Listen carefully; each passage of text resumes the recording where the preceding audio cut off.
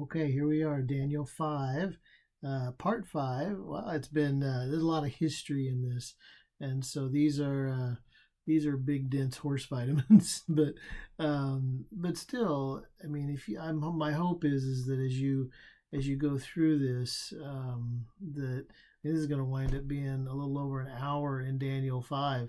But if hopefully it's good material to guide you through and aid in your understanding. It says in Nehemiah 8 that Ezra stood up and he read the word to them. And you can read for yourself, but they weren't able to. They didn't have their personal copies with them. But then that's interesting, by the way, when they were sent back from this captivity, these same people living at this in this age were sent back, and they were building the wall, and Ezra went back with them, and Nehemiah.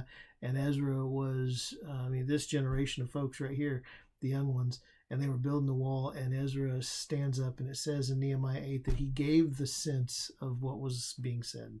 And so hopefully that's what's going on here. But so we're going to start in verse 20. Let's see, chapter 5 of Daniel, verse 24, I think, is where we left off. So we're going to start with verse 24 and go to the end, okay? We only have a few more verses left. So 24 says, after all that had happened, he was talking to Daniel, kind of laid it out for Belshazzar. And then it says, and now the fingers of the hand were sent from God, him, and this writing was written, and this is the inscription that was written. The hand came out and wrote on the wall and changed the countenance of the king. And it says, Mene, Mene, Tekel, Upharsin. And it's very clear. I mean, he goes through and here's what each word means. This is in verse 26. This is the interpretation of each word. Mene, and Mene was said twice, which is interesting. God emphasizes things by repetition often. And it says, this is the interpretation of each word. Mene, God has numbered your kingdom and finished it. See, God, it should be underlined for us, highlighted, starred, flagged, happy faced, or sad faced, or whatever. If you're one of those markers, this is something that, see, and it's the handwriting is on the wall for all of us. We're to be following the Lord, and if we are, and He's changed our lives, and we have new desires. It says in Psalm 37 that He gives us new desires. He gives us new heart. It says that in Ezekiel. Says that in 2 Corinthians 5. See, everywhere in the Bible it has the same message, just different flavor of the same thing. And God has numbered your kingdom and finished it. Well, it's done. So God knows when your kingdom is finished in your life. See, we're supposed to be praying in Matthew 6, if you're a disciple, Lord, your kingdom come. God, thy will be done on earth as it is in heaven. John the Baptist in John 3:30 said, he must increase and I must decrease. See, we who are Christians are supposed to be seeking an end to our own kingdom every day.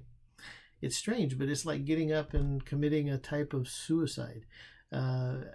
20 years ago, I heard Michael Tate, who is now the lead singer of the Newsboys, the guy with all the dreadlocks and the big. I mean, he's wild, but he was touring 20 years ago, and I took a youth group.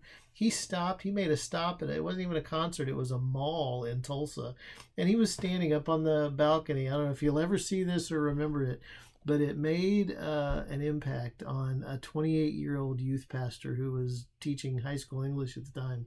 And what that youth pastor heard was, he said, it's following Christ is like getting up and committing a type of suicide every day and putting off the old man and putting on the new. And then he sang a song about that. But his words made a whole lot more impact than the song, his testimony. So if he ever sees that, I hope that encourages him. But it will in eternity, but it says, God has numbered your kingdom and finished it. See, if you don't end your own pursuits, the Lord will end them for you at a time when you would not choose. And of course, when would you ever choose? The more you give in to yourself, the more the more it well, the harder little the more you, this is what I want to say, the more that you idolize yourself and idolize idols or whatever, the more you give in to what you want, the more painful it'll be when it's taken away, right? I mean, you know that the more you value something, the more painful it is when it's taken away. And so that's one of the reasons hell is so painful, because the tree will, you will die in your sin, and you will always have that sinful heart that wants your own way and will never be able to get it. It's one of the reasons that hell is so horrible, because it's a place where you won't, not only will you not get what you want, you will increasingly forever and ever want it more. And so hell is one of those places that not only is it forever, it's worse the longer you're there. But anyway, so now that's Mene. God has numbered your kingdom and finished it. Verse 27, Tekel. You have been weighed in the balances and found wanting. See, God, you can't, this is the great white throne judgment in Revelation 20. If you don't, none of us, it says in Isaiah that our good works are like filthy rags.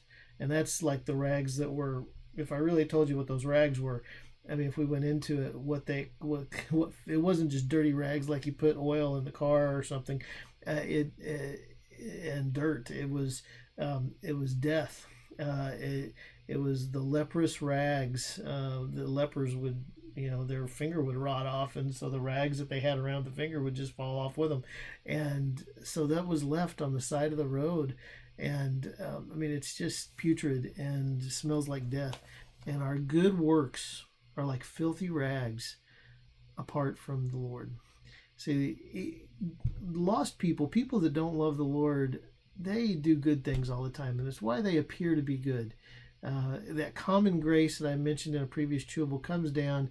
The Lord reigns on all of us. And see, we're all made in the image of God, but that doesn't mean we're all saved. And we do good works, even though we're not attached to the Lord.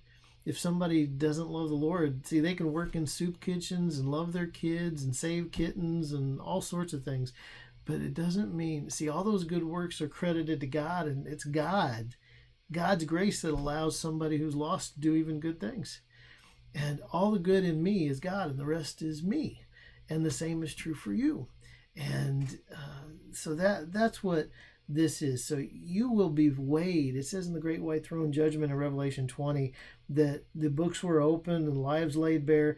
And see, you will be found wanting. This is the gospel. You have been weighed in the balances and found wanting. Everyone will be found wanting. Belshazzar was not particularly evil. We are like Belshazzar. And we have to be attached to Jesus. If Jesus says, "Why should I let you into heaven?" the only answer to that is because you died for me. Because I can't get in on my own. I'm not worthy. You are worthy. See, that's when we say in Revelation, when the church is around the throne, the saints are around the throne,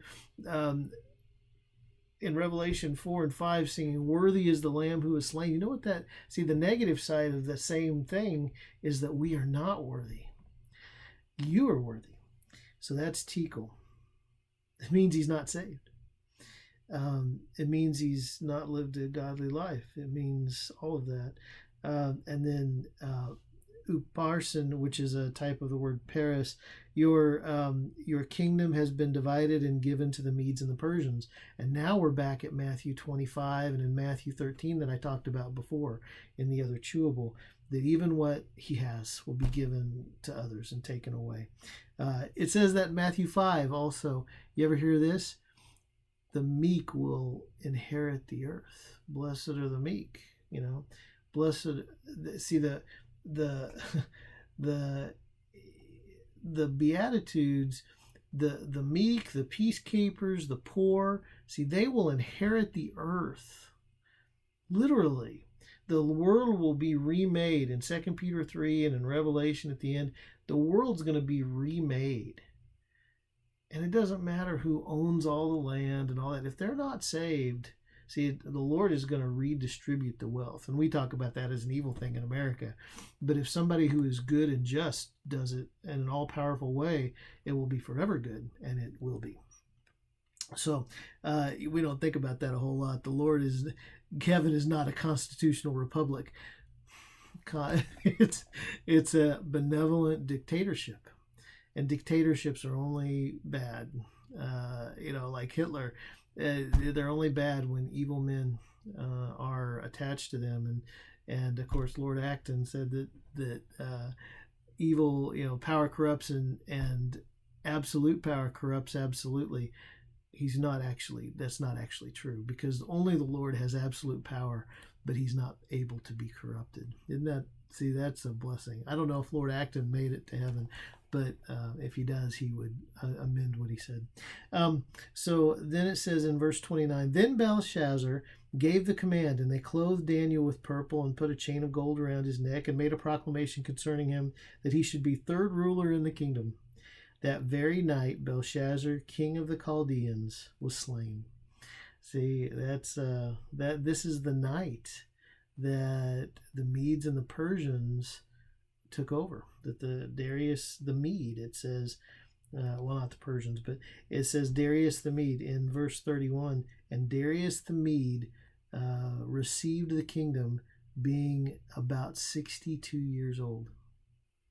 And then we'll start with chapter 6, verse 1. It pleased Darius to set over the kingdom 120 satraps to be over the whole kingdom. So it gets into Darius's reign.